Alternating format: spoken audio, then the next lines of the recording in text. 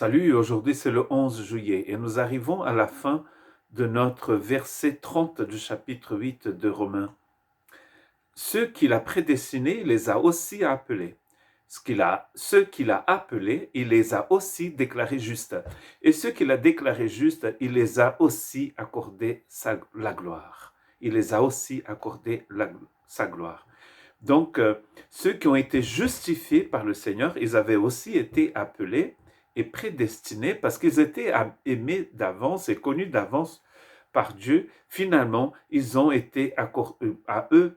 Dieu leur a accordé aussi sa gloire. Comment pourrions-nous définir ce que c'est que la gloire de Dieu? Ce n'est pas simple de définir la gloire de Dieu. C'est quelque chose qui montre la puissance de Dieu, qui montre la manifestation de son amour. Mais je connais une définition que j'aime beaucoup, où il dit que la gloire de Dieu, c'est la manifestation de sa sainteté. Et nous savons très bien que Dieu, quand on dit que Dieu est saint, d'ailleurs il est 3 fois saint, ça veut dire qu'il est complètement différent de toutes les créatures, de toute la création, de tout ce qui existe dans l'univers.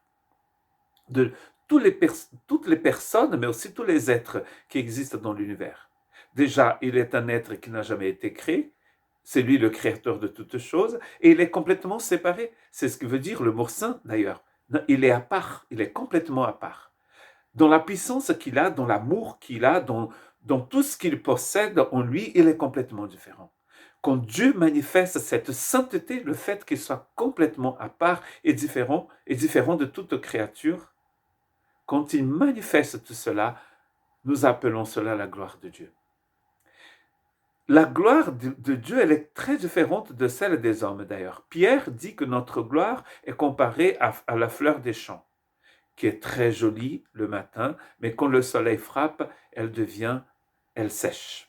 La gloire de l'homme, c'est comme de la vapeur, ça passe. Et nous sommes dans une vie qui passe, qui ne dure pas longtemps. Tandis que Dieu est constamment dans une vie éternelle. Son amour est éternel, ce qu'il possède en lui est éternel. Dieu ne change jamais. La manifestation de tout cela c'est la gloire de Dieu. C'est sa gloire. Et Dieu nous appelle justement à cette gloire. Paul en parle souvent dans cette même épître que nous utilisons pour nos méditations. Dans Romains chapitre 5, verset 2, il dit ceci: « C'est aussi par son intermédiaire que nous avons accès par la foi à cette grâce, dans laquelle nous tenons ferme, et nous plaçons notre fierté dans l'espérance de prendre part à la gloire de Dieu. » L'espérance de prendre part à la gloire de Dieu. Comme notre gloire est comme la fleur des champs, elle est passagère, c'est de la vapeur, nous rêvons, nous voudrons vraiment, nous gémissons, pour utiliser un terme utilisé par Paul dans le chapitre 8, nous gémissons en attendant la manifestation de cette gloire de Dieu en nous.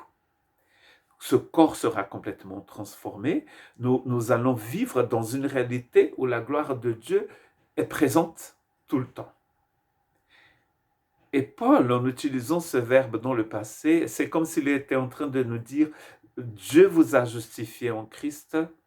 Nous avons vu que la justification est par la foi et elle est en Christ, par l'intermédiaire de Christ. Et maintenant, vous êtes rentrés dans cette autre dimension qu'est sa gloire.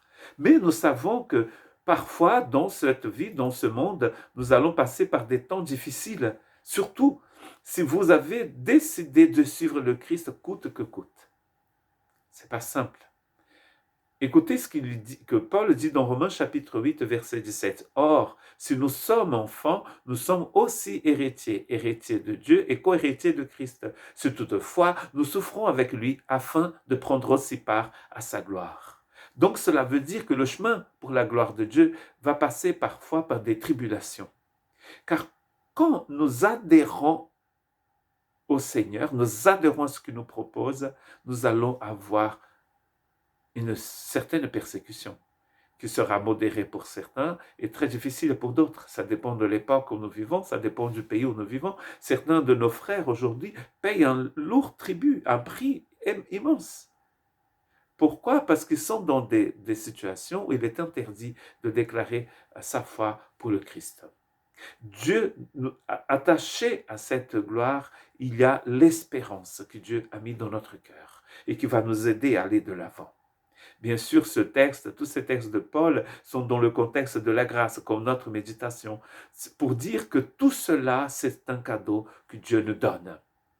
Et finalement, nous ne pouvions pas ne pas lire Colossiens chapitre 1, 27. En effet, Dieu a voulu leur faire connaître la glorieuse richesse de ce mystère parmi les non-juifs, c'est-à-dire Christ en vous, l'espérance de la gloire. Christ en nous, c'est l'espérance de la gloire. Dans l'Ancien Testament, il avait juste un homme qui pouvait rentrer dans le lieu très saint, ce que nous appelions le lieu très saint. Le commun de mortel ne pouvait pas y aller. Et même cet homme y allait une fois par an. Avec beaucoup de précautions, il devait avoir une corde attachée à son corps, car s'il mourait devant cette gloire de Dieu, devant la présence de Dieu, personne ne pouvait y rentrer pour ramasser son corps. Il devait tirer le corps de cet homme avec cette corde. Le jour où Jésus est mort, le voile du temple à Jérusalem s'est déchiré du haut vers le bas pour montrer que c'est Dieu qui l'a déchiré.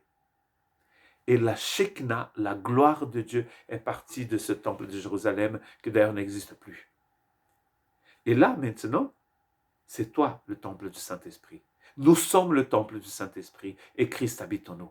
C'est comme c'est une sémence que Dieu a mis dans notre cœur pour ce grand jour où nous serons pour toujours, un grand jour où nous allons rentrer pour toujours dans la présence de celui qui vit pour les siècles des siècles. Et là, cette gloire sera pleinement manifestée en nous.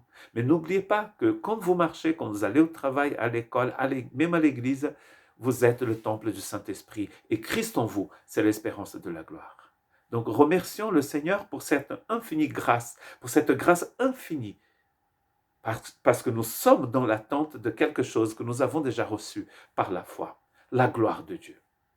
Que Dieu vous bénisse.